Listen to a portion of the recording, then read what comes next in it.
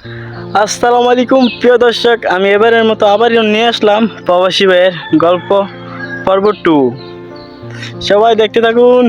আমার বউ আমাকে আমার সন্তানকে ছেড়ে যখন চলে গেল, যখন শুনতে পারলাম যে সে রাজমিস্ত্রির সাথে পালিয়ে গেছে, আমার সব কিছু নেই, তখন আমি মনে হয় দুনিয়াতে নাই। আমার মরবো নাকি বাঁচবো সেটা আমি বলতে পারি না, মানে নিজেকে আর কন্ট্রোল করে পারতেছি না।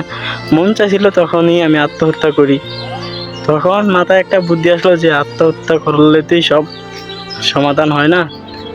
আমার যাদের একটা সন্তান আছে তার দিকে দেখা আমি নিজেকে কন্ট্রোল করে রাখলাম। কন্ট্রোল করার পর কিছুদিন পর বাড়ি থেকে বাড়ির সবাই, ফ্যামিলির সবাই ফোন দিয়ে বলতেছে যে তোর অন্তত তোর সন্তানটাকে দেখার জন্য তো একজন মানুষ লাগবে। তারপর বললো যে দেশে আসার পরে আবার সবাই মিল্লা একটা বিয়ে করে দিল। বিয়ে করানোর পর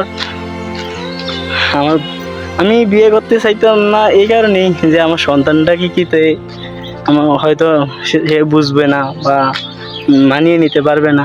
আমি এটা নিয়ে সবসময় ভয় পেতাম। যখন আমার বিস্তারিত সব কাহিনীগুলো বললাম ওর কাছে, বলার পরে ওই ওর নিজের সন্তানের মতো ওকে দেখতেছে। ওগুলা দেখে আমার কাছে খুবই ভালো লাগতেছে। মানে সব কিছু বলতে মানে একবারে, এমনকি যে আমার ফ্যামিলি যে আমার এই বিয়েটা করাইছে, ওর সাথে সুন্দরী সব কান দিয়েই হয়তো ওর সাথে বেশি, তবে হয় না আর কি, এতটুকুই হয় না, কিন্তু ওর সাথে সব কান দিয়েই বেশি। তারপর একটা সময় আমাদের সংসার খুব ভালোই চলতেছে। আমি তাকে বুঝাইলাম যে দেখো, একটা অ্যাক্সিডেন্ট তো হয়ে গেছে, এখন আমি তোমার বেশি কিছু দিতে পারতেছি না, তোমার ভালো মতো খেয়াল রাখতে পারতেছি না। সে বলে তোমার কিচ্ছু লাগবে না, আমার শুধু তুমি হলেই আর তোমার সন্তানটা নিয়ে থাকলে আমার আর কিছু লাগবে না। আমি তোমাকে চাই, তুমি থাকলেই চলবে, আমার আর কিছু লাগবে না। সে বুঝতে পারছে হয়তো আমার অবস্থানটা দেখে, হয়তো সে কিছু বলে নেই। তাই চলতেছে কিছুদিন পর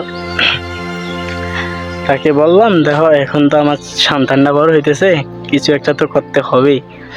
পরে বললাম দেখো, সিঙ্গাপুর যাওয়ার একটা প্ল্যান করছি, তুমি কি মনে করো?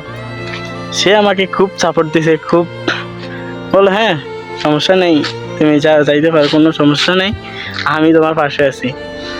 তো আমি ওই মিলে একটা প্ল্যান মতো কাজ কইরা চলে গেলাম বিদেশ যাওয়ার 2-3 বছর পর আবার দেশে ফিরে আসলাম।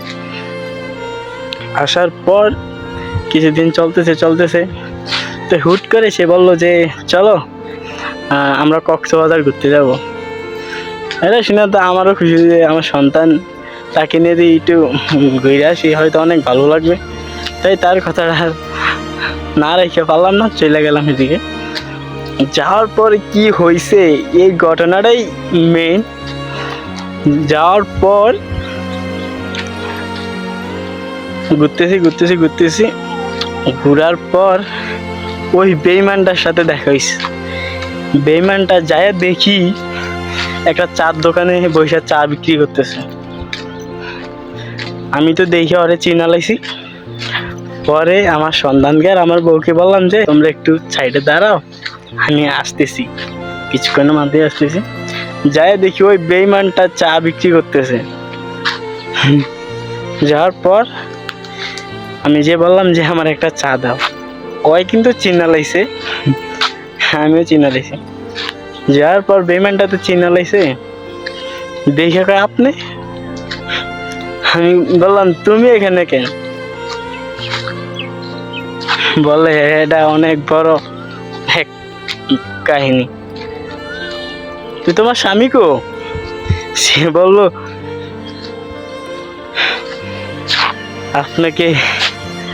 আপনার সাথে অনেক বড় অন্যায় করে ফেলছি, আপনি আমাকে মাফ করেন। আমি কি আল্লাহর কাছে মাপ চাও, আমার কাছে না। আল্লাহর কাছে মাপ চাও, আমার কাছে না।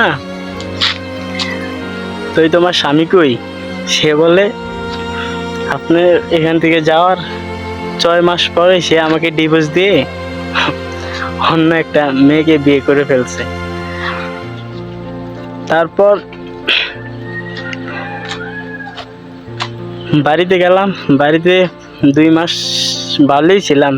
3 মাসের সময় ফ্যামিলির ভিতরে চালাইতে পারে না, ভাই ভাবিরা বোনেরা সবাই মিল্লা আমাকে তাড়িয়ে দিল, যে তোকে খাওয়ানো সম্ভব না, তুই আইসস কেরম গেছস কে, মানে বিভিন্ন কথা কয়ে আমারে বাড়ি থেকে বাইর করে দিছে।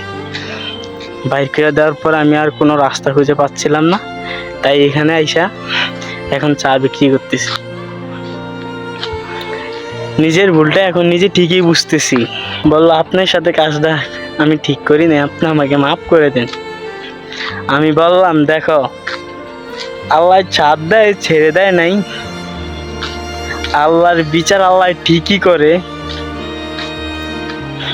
হয়তো একদিন আগে নয়তো একদিন পরে, আল্লাহর বিচার আল্লাহ ঠিকই করে। তুমি যতটুকু পাপ করছো তার শাস্তি তুমি পাইতেই হবে, আর মাপ তুমি আল্লাহর কাছে চাও, আমার কাছে না। আরে বলে ওই যে ওটা কি তোমার বউ, মেয়েটা কি তোমার বউ? হ্যাঁ জি আমার এই বউ, আছি খুব ভালোই। প্রথম দিন হয়তো একটু কষ্ট হয়েছে, এখন খুব ভালো আছি। আবার বললো সাথে ছেলেটা কি এটা আমাদেরই? তোমার না, না আমার ছেলে, আমার, তোমার না। তোমার হইলে তুমি কখনোই এই কাজটা করতে পারতে না, এটা আমার। আর ওই বউটাও আমার, সন্তানটাও আমার। তাই এই গল্প থেকে আমাদের এতটুকু শিক্ষা নেওয়া খুবই উচিত, আমরা কখনোই এরকম করবো না। এরকম করে কেউই ভালো থাকতে পারে না, দিন শেষ তার পাপটা ঠিকই, পাপের বোঝাটা সে ঠিকই চেঁচাইতে হয়। আল্লাহ ছাড় দেয় ছেড়ে দেয় নেই, আল্লাহ ঠিকই করে, আমরা হয়তো বুঝতে পারি না। গল্পটা যদি ভালো লেগে থাকে অবশ্যই কমেন্ট করে জানাবেন। নতুন কোনো গল্প আসলে আপনাদেরকে অবশ্যই দেওয়ার জন্য চেষ্টা করব। আর হ্যাঁ, এরকম যদি কারো কোনো সমস্যা হয়ে থাকেন তাহলে আমার কমেন্ট বক্সে মেসেজ দিয়ে রাখতে পারেন, আমি পরবর্তীতে এই গল্পগুলা আবার আপনাদের কাছে দেব। সবাই ভালো থাকবেন, সুস্থ থাকবেন, আল্লাহ হাফেজ।